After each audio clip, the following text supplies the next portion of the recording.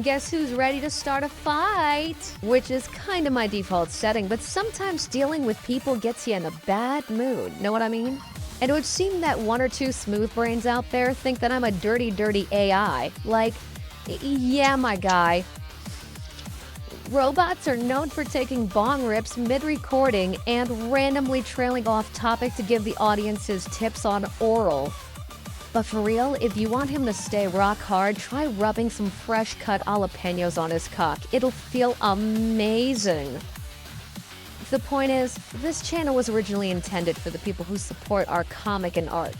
A little bonus content where I use a silly voice filter and play in character, nothing more. We're just trying to have a little fun here. So, the format might not be for everyone. It's a bit crass, that's understandable. And you're always welcome to just fuck off and watch something else. Anyway, video games. That was what we're doing, fighting Variable Geo Advanced 2. That's what we're playing.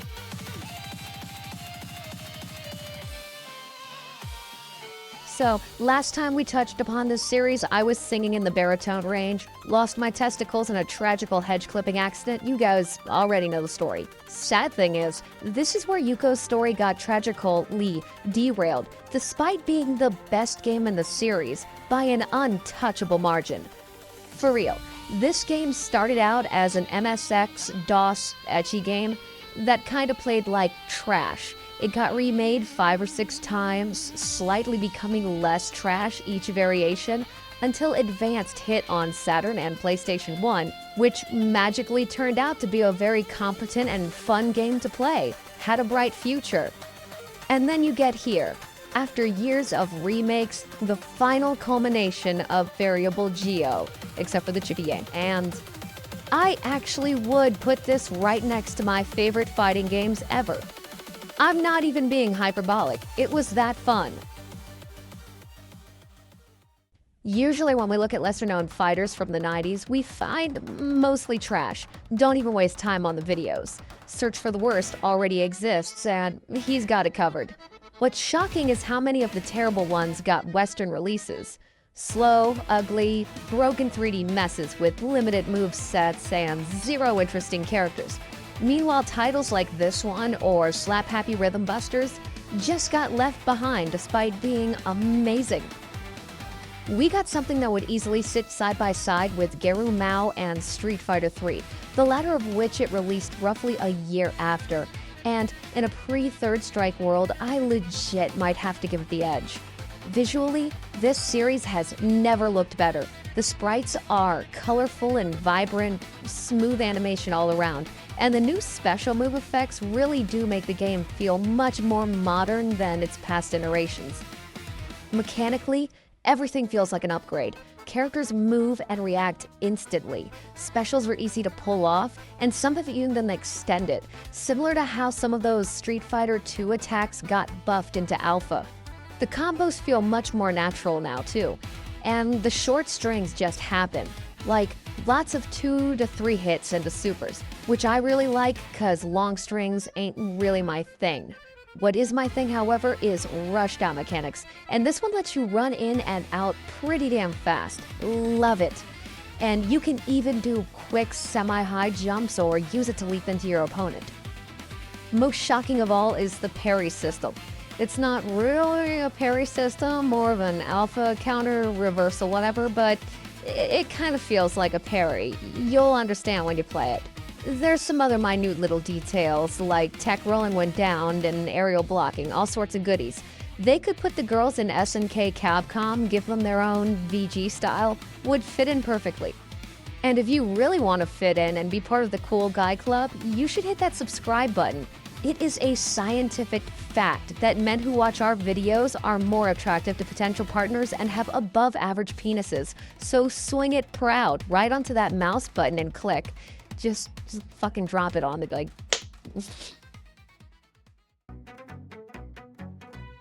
This is meant to be a new chapter, so they kinda pulled a switcheroo, with Yuko no longer being the spotlight protagonist, and a new girl, Tamao Mitsurugi, stepping in as the main. It's kind of like how Ryu isn't the main character of every Street Fighter, even though he's basically the main character. The new girl's cool, don't get me wrong, but this is still Yuko's game. Can you guess how she plays? Basically, she's Sakura to our already established Ryu and Ken, except her normals feel just a bit more like Karen from Alpha. It's a good mix, because she does the generic Shotokan thing perfectly. Shota clone, the thing with the Hadoukens. Anyway, she's really fast and tiny, tucks down into a teeny little hitbox. It's adorable, even if she is instantly forgettable. So, Motorola is a big fangirl of Yuko's, wants to learn from her, senpai complex and everything.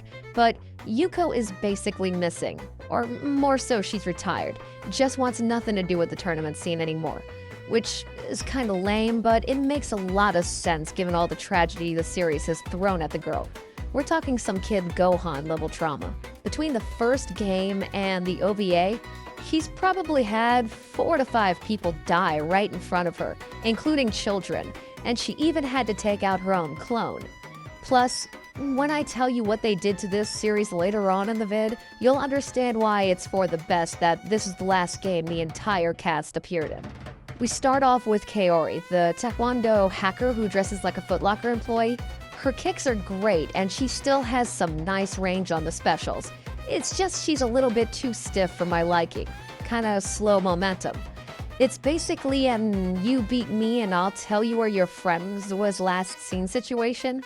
The girls are all friends now. That beef from the games and the OVA has long been squashed. So you win that match, she sends you straight to Yuki, that tall hottie who runs security for the lesbian dance club. Love this girl, and her stage is hilarious. Bunch of slut bitches shaking it in the background wearing some barely there dresses that we might have to steal for some adoptables. This chick right here is the GOAT. Started looking at tournament footage way back when we did the other video, and she seems to be the top tier go-to, and for a good reason. I didn't really spend enough time to master her myself, but can already tell her range and versatility is gonna be a killer. She has this multi-hit windmill normal, run-ins that turn into anti-airs and anti-airs that turn into overheads. It's a whole lot. So if you're really gonna put time into this game, learn Yuki. You will kick everyone's ass.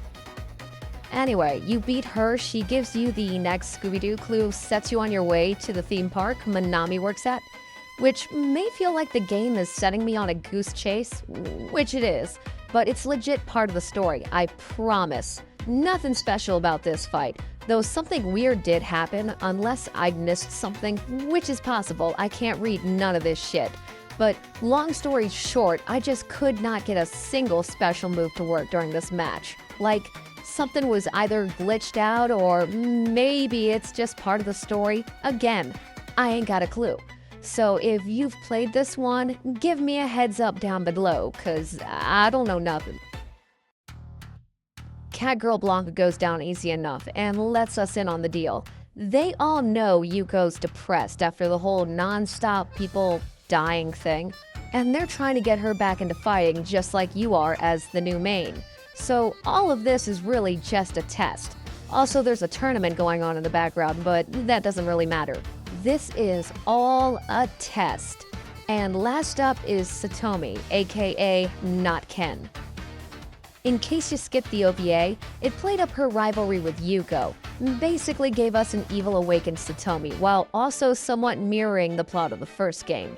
And it can get a bit confusing, since this game will both reference that version and the game as shared canonical events. Minus the whole loser fingering themselves in the ring thing. Anyway, she's still a top tier character, has those really cool Kyo spin shoryus, but she's also got this weird new attack where she just straight up Goro leaps off the screen. I'm honestly not a fan of that one. But you kick her ass, and finally we get cleared to go meet up with Yuko in order to cheer her up via another ass beating. A new rival approaches by the name of Kyoko Kirishima, and she's legit cool, one of the few newcomers to the cast, and she's got a very interesting moveset, a judo-style grappler with some great counter grabs, and her style makes her stand out a bit. Thing is, she's actually a secret assassin, sent to kill all the fighters 'cause reasons. Thankfully, our girl Chiho shows up just in time to stab her, which is pretty cool. Good looking out there, homie. What's not cool, however, though, is they skip having a matchup with her, which is really weird considering what they do with some of the other OGs in just a second from now. So now we finally meet up with Yuko, and she still ain't in the mood to fight. So her other rival, June, makes an appearance and tries to cheer her up by fighting her. Guess what? Doesn't go so well.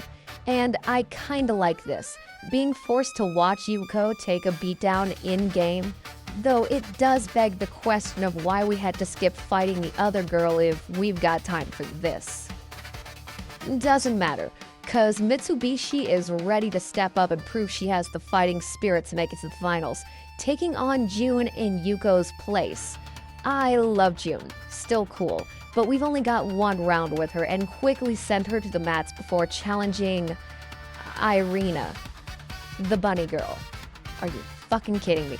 Ignoring that red flag, Irina has legit gotten an upgrade. Everyone did, but hers is the most noticeable, going from what felt like a barely usable joke character to a real brawler. It's kinda great, although I still refuse to play as her out of principle.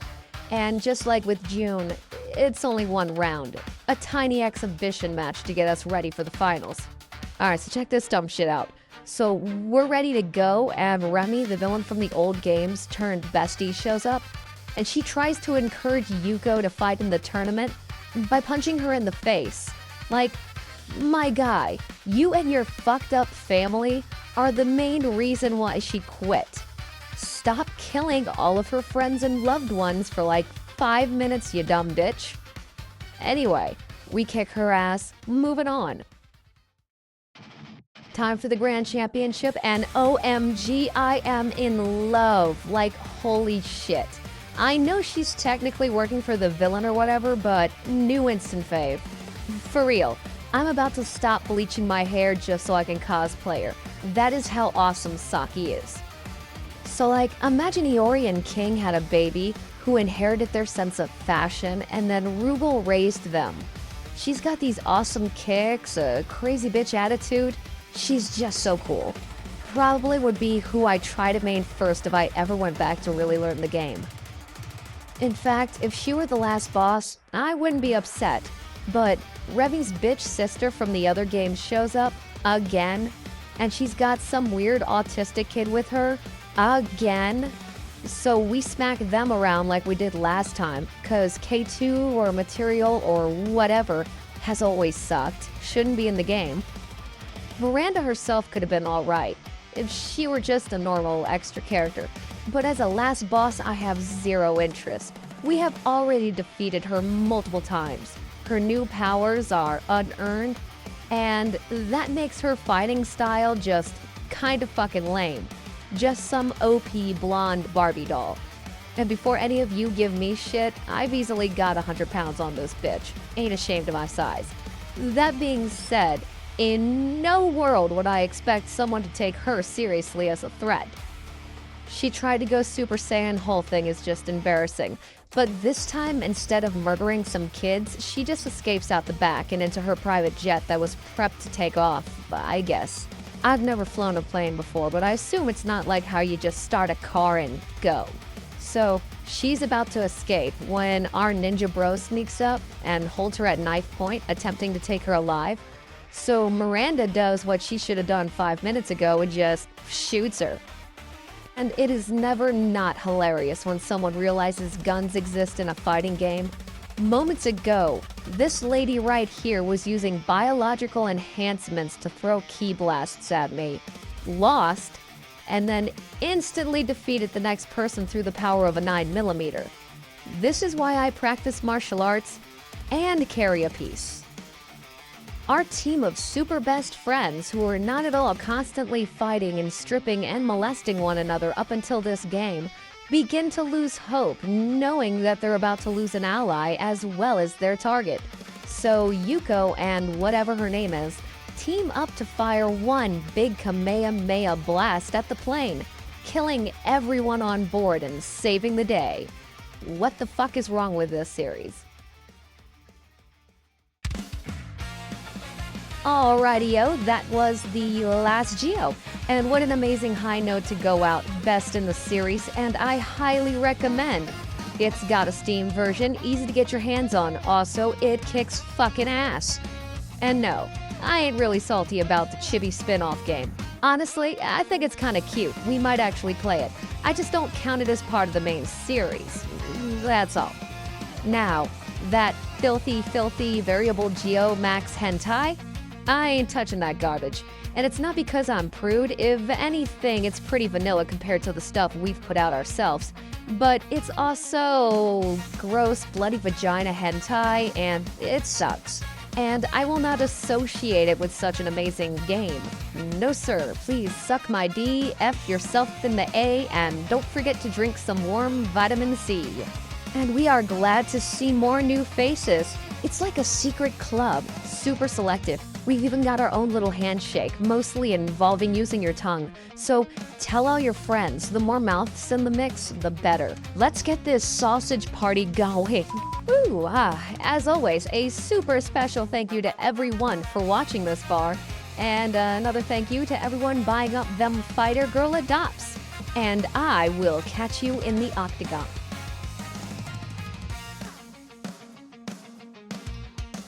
And Ninja Girl shows up at her own funeral JoJo style. Nice. Also, that means she's gonna be in part 3 when it comes out. Never.